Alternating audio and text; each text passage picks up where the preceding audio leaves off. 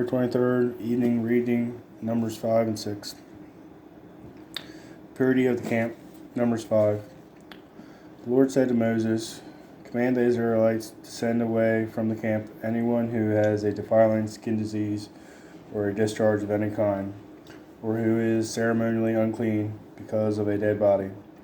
Send away male and female alike. Send them outside the camp, so they will not defile their camp, where I dwell among them." The Israelites did so. They sent them outside the camp. They did just as the Lord had instructed Moses. Restitution for wrongs. The Lord said to Moses, "Say to the Israelites, any man or woman who wrongs another in any way and so is unfaithful to the Lord is guilty and must confess the sin they have committed. They must make full restitution for the wrong they have done. Add a fifth of the value to it and give it all to the person they have wronged. But if that person has no close relative to whom restitution can be made for the wrong, the restitution belongs to the Lord and must be given to the priest along with the ram with which atonement is made for the wrongdoer. All the sacred contributions of the Israelites bring to a priest will belong to him. Sacred things belong to their owners, but what they give to the priest will belong to the priest. The test for an unfaithful wife.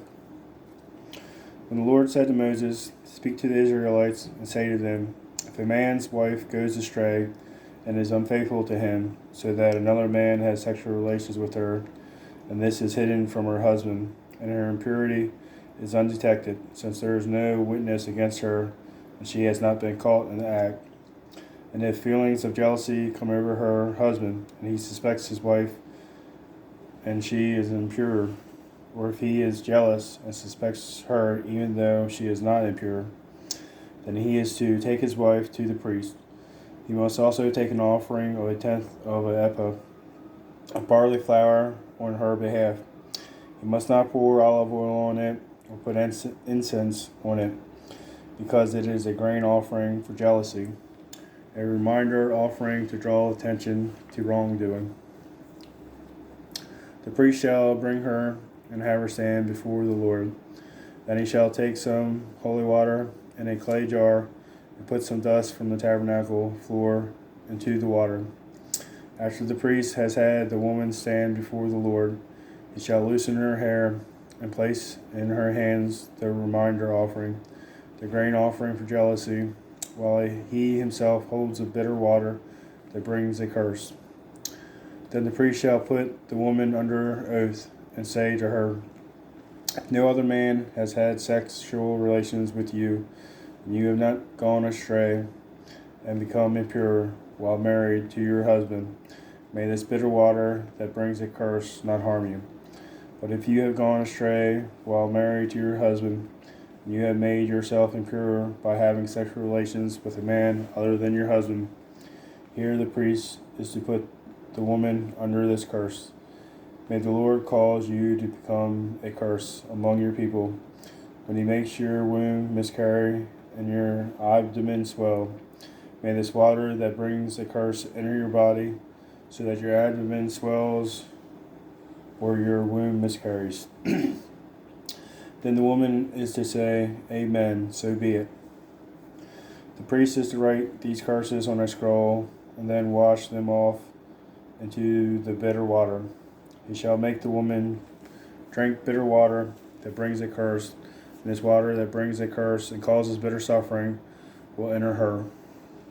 The priest is to take from her hands the grain offering for jealousy, wave it before the Lord, and bring it to the altar. The priest is then to take a handful of the grain offering as a memorial offering and burn it on the altar. After that, he is to have the woman drink the water.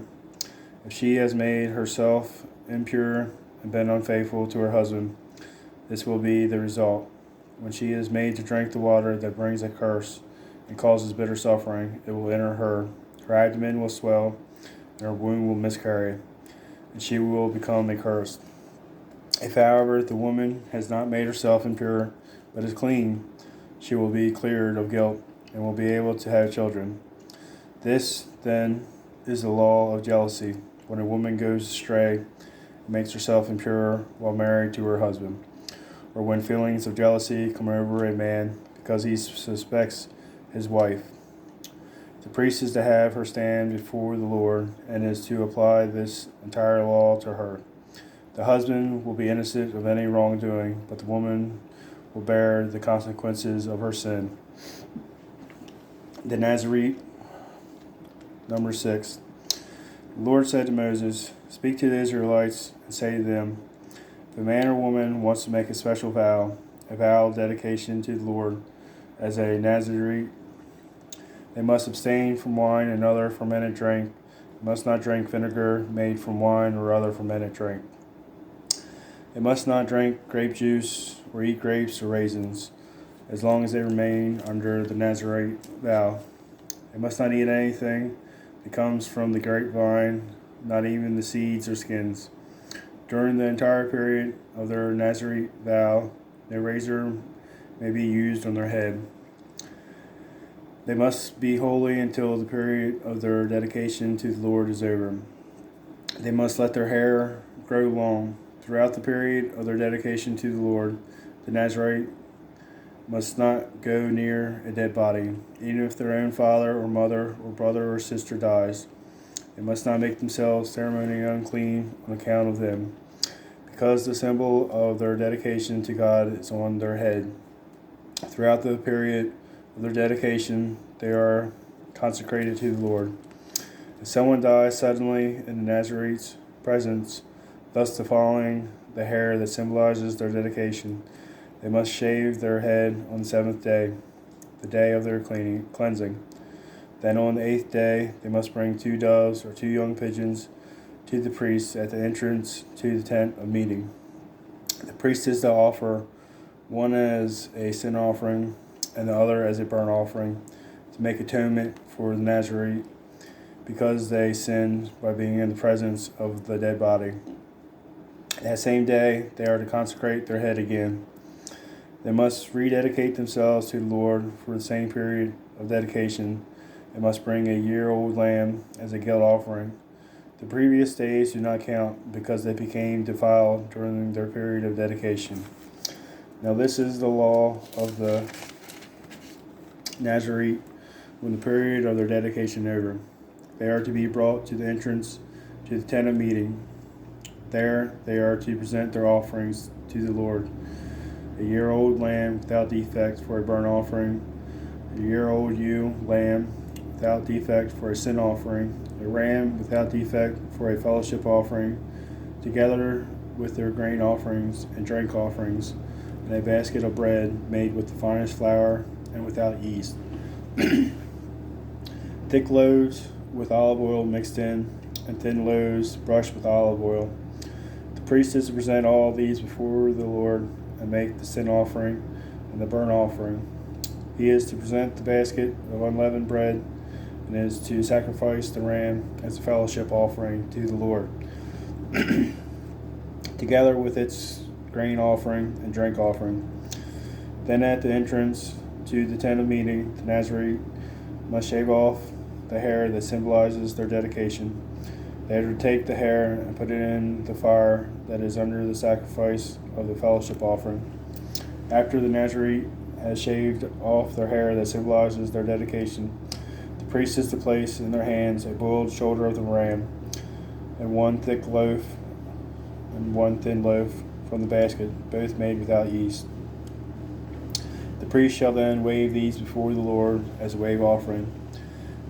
They are holy and belong to the priest together with the breast that was waved and the thigh that was presented. After that, the Nazarite may drink wine. This is the law of the Nazarite, and vows offerings to the Lord in accordance with their dedication, in addition to whatever else they can afford. They must fulfill the vows they have made according to the law of the Nazarite. The priestly blessing. The Lord said to Moses, "Tell Aaron and his sons, this is how you are to bless the Israelites. Say to them, the Lord bless you and keep you. The Lord make his face shine on you and be gracious to you. The Lord turn his face toward you and give you peace. So they will put my name on the Israelites, and I will bless them. That concludes our reading.